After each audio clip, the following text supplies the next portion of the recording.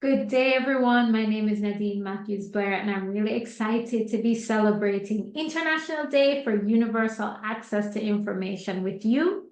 I am the founder and CEO of Crescent Advisory Group and a certified AI consultant with over 20 years in corporate. And today I spend my time helping individuals and businesses to level up using digital and AI technology. I am super passionate about empowering underserved populations to take their seat at the AI table. I absolutely love generative AI. I use the applications every day. It saves me a lot of time, and I want to make sure that the Caribbean is not left behind. So today I'm going to be talking about the importance of the Caribbean topping the AI medal table, why this is important, and how we should go about doing that.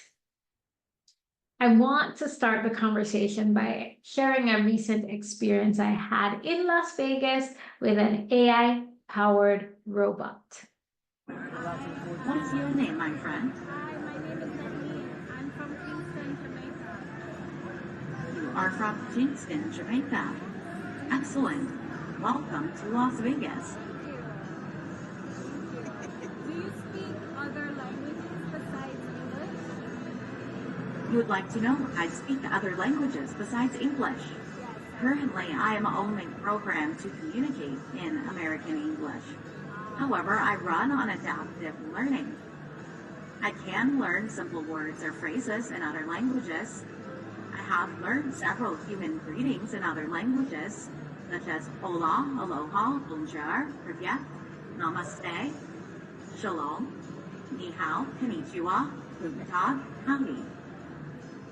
In fact, how do people greet each other in Kingston, Jamaica? Oh, I'm glad you asked that.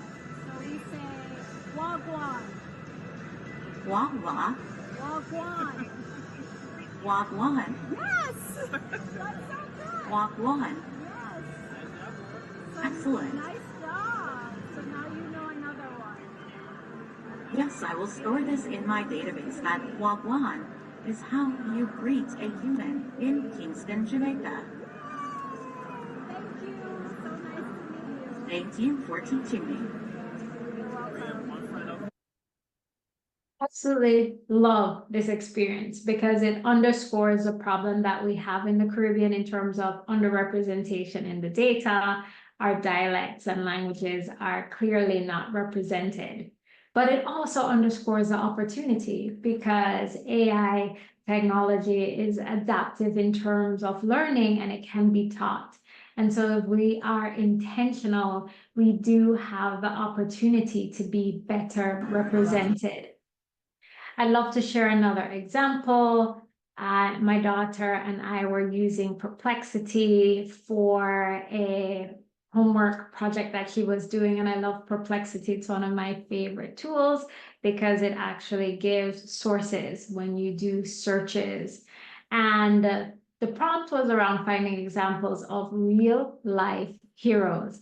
And it returned some amazing examples, Harriet Tubman and Martin Luther King Jr., to name a few.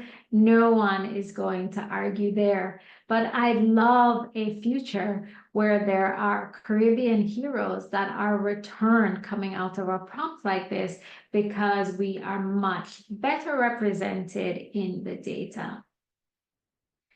So why does this matter? If there is lack of Caribbean representation in AI and the data, then we're going to find the products less useful. The searches on Perplexity may be less useful because there's not enough of our information coming back. We can't interact with the various agents and robots because they don't speak our languages and our dialects. And so if the tools and the products are less useful, then you're going to find that we're going to have lower utilization and adoption of these products in the Caribbean. And lower utilization and lower adoption will lead to lower ability of us to extract the benefits associated with AI, and they are absolutely real. And the inability to do that at the same rate as other nations will lead to low growth and innovation, or rather not allow us to break the cycle of low growth and innovation. And the reason why I make this link is because research has shown that there is a link between technology adoption, innovation, and economic growth. And then McKinsey estimates that generative AI could add up to $4.4 trillion annually to the global economy. Diego Coleman has done research that shows that countries that delay adopting new technologies typically experience significantly lower per capita income. So the takeaway is that the stakes are high in terms of what's at stake, the value at stake for generative AI, and also the time to adopt matters. It's important that we do this as quickly as possible. So before we start to talk about why we can't adopt, because the natural tendency is to point out the obvious, which is that in many ways we are challenged from a resource standpoint. And I want to say, resist the thought that we can't top the AI medal table. And let's take a page out of our prowess from an athletic standpoint. The Economist released an article this year, and it showed that when you adjusted for population and GDP, Jamaica topped the Olympics medals table.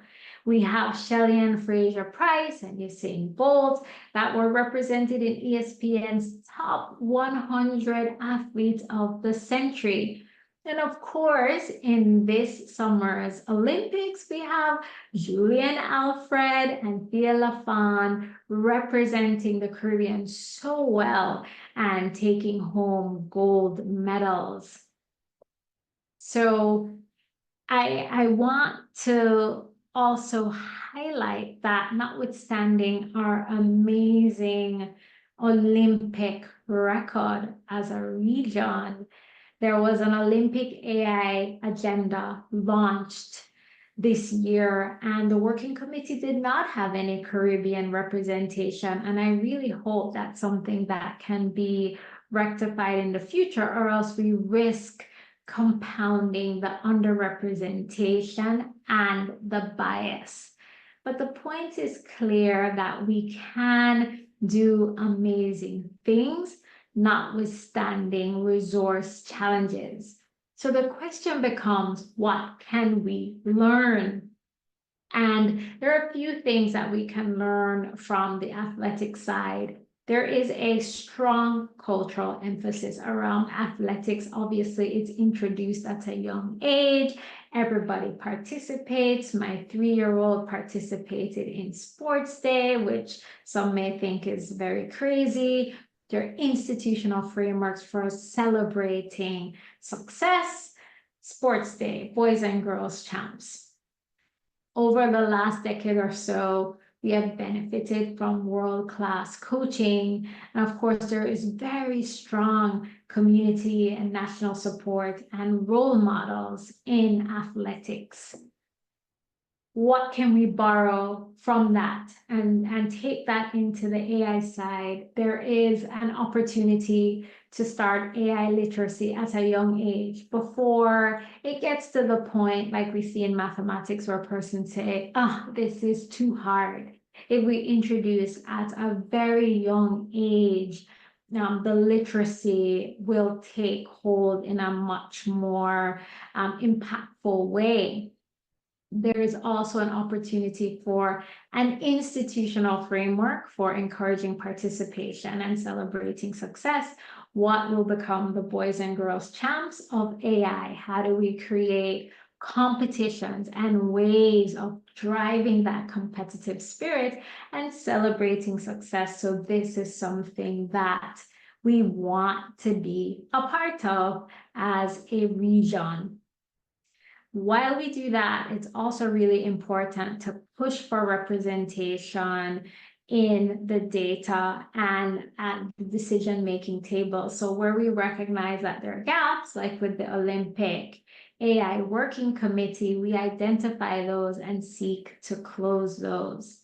And in the same way that we have world-class coaches, we have the opportunity to collaborate with world-class partners to build our own models and to take our AI literacy and competence, if you will, as a region to the next level.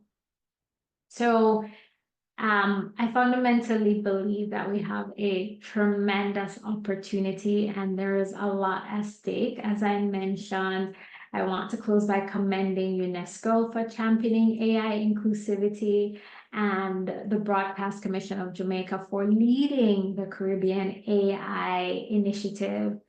I'm ready for our AI medals. Are you? If you are, definitely reach out and contact me. It has been an absolute pleasure. I thank you.